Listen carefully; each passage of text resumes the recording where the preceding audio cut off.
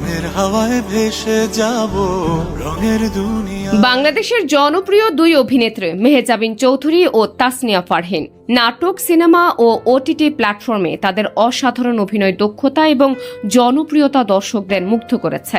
তারা দুজনই শোবিজ অঙ্গনে আলাদা সাফল্য অর্জন করলেও প্রতিদ্বন্দ্বিতার পরিবর্তে নিজেদের মধ্যে দারুণ বন্ধুত্ব ও শ্রদ্ধা বজায় রেখেছেন।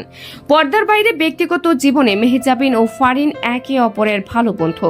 সময় পেলেই একই সঙ্গে সময় কাটান, এমনকি দেশের বাইরে ভ্রমণেও যান।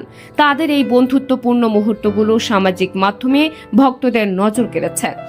সম্প্রতি এক সংবাদ সম্মেলনে দুই অভিনেত্রী নিজেদের সম্পর্ক নিয়ে খোলামেলা আলোচনা করেন। সেখানে মেহজাবিন সম্পর্কে একটি মজার তথ্য ফাঁস করেন ফারহিন, যা মজার ছলে পুরো অনুষ্ঠানে হাসির খোরাক হয়ে ওঠে।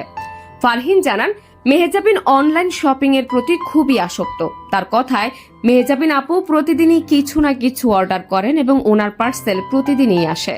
এ তথ্য শুনে উপস্থিত সবাই হাসিতে মেতে ওঠেন। মেহজাবিন নিজেও হেসে বিষয়টি স্বীকার করে বলেন, হ্যাঁ, এটা একদম সত্যি। আমি শপিং করতে খুবই ভালোবাসি। এটা আমার একটা সুস্থ অ্যাডিকশন। তিনি আরও যোগ করেন, শুধু নিজের জন্যই নয়, পরিবারের সদস্য ও বন্ধুদের জন্য ভালো কিছু দেখলে কিনতে মন চায়। ট্রিপে যাওয়ার সময় একটি খালি লাগেজ সঙ্গে নিয়ে যায়, যা শুধু কেনাকাটা করার জন্য রাখা হয়। অভিনয়ে নিজের দক্ষতা প্রমাণ করে দুই তারকাই এখন সমান তালে এগিয়ে চলেছেন। মেহজাবিন চৌধুরী বর্তমানে তিনি ব্যস্ত তার আলোচিত ছবি প্রিয় মালতী নিয়ে, যা ইতিমধ্যে আন্তর্জাতিক ট্যুরে রয়েছে। তাসনিয়া ফারহিন তিনি কাজ করছেন নির্মাতা কাজল আরিফিনের ওয়েব ফিল্ম হাউসউইটে। মেহজাবিন ও ফারহিন শুধু নিজেদের অভিনয়ের জন্য নয়, তাদের ব্যক্তিগত সৌন্দর্যের জন্য ভক্তদের হৃদয়ে জায়গা করে নিয়েছেন। এই দুই তারকার বন্ধুত্ব এবং কাজের প্রতি নিষ্ঠা নতুন প্রজন্মের কাছে অনুপ্রেরণা হয়ে উঠেছে।